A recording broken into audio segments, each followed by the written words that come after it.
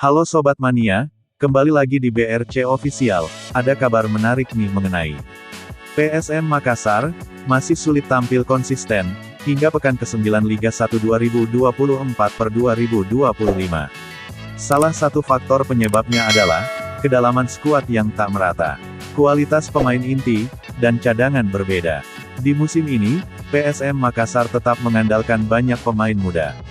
Jika dirata-ratakan, skuad pasukan Ramang berusia 24,3 tahun. Pemain didatangkan di awal musim ini, lebih banyak dari klub Liga 2, klub terdegradasi, dan jebolan akademi dari berbagai klub. Para pemain tersebut, masih kurang mendapat pengalaman bermain, di kasta tertinggi sepak bola Indonesia. Tak ayal, pemain yang diturunkan oleh sang pelatih, Bernardo Tavares, di setiap laganya tak jauh berbeda. PSM Makassar memang masih berada di papan atas klasemen sementara, peringkat 5 dengan 16 poin. Hanya selisih 4 poin, dengan pemuncak klasemen, Bali United. Akan tetapi, untuk bisa bersaing dalam perebutan gelar juara, dibutuhkan kedalaman skuad yang bagus, demi tampil konsisten.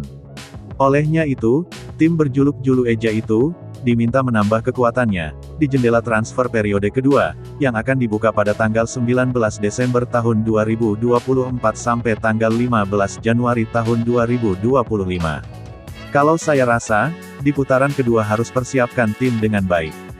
Mungkin menambah amunisi, karena selama ini ada rotasi, tapi pengganti dan inti agak pincang, ungkap legenda PSM Makassar, Basri Badusalam saat dihubungi, Rabu, tanggal 30 Oktober tahun 2024.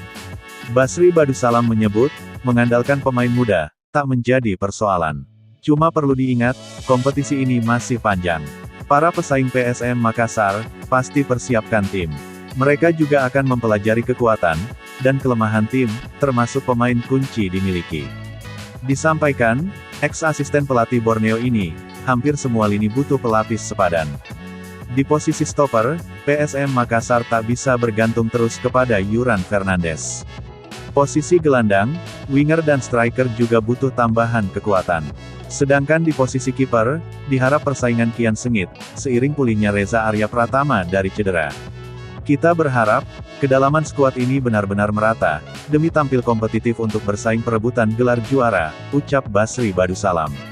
Sebelumnya, pelatih PSM Makassar, Bernardo Tavares mengaku, pemain muda dimiliki tak mempunyai pengalaman, baik di Liga 1 maupun di kompetisi internasional. Kita bisa lihat, inilah skuad kedua kita. Sangat besar perbedaannya dengan skuad pertama kita, katanya. Juru taktik 44 tahun ini menyebut, skuad keduanya banyak diisi pemain akademi. Makanya, ia selalu mengasah kemampuan pemain mudanya. Caranya melatih mereka untuk bermain di beberapa posisi. Inilah realitas dimiliki di skuad kita, sebutnya. Nah itu dia sobat untuk update kabar hari ini. Bagaimana pendapat kalian sobat? Tulis pendapat kalian di kolom komentar ya sobat, dan jangan lupa like, komen dan subscribe.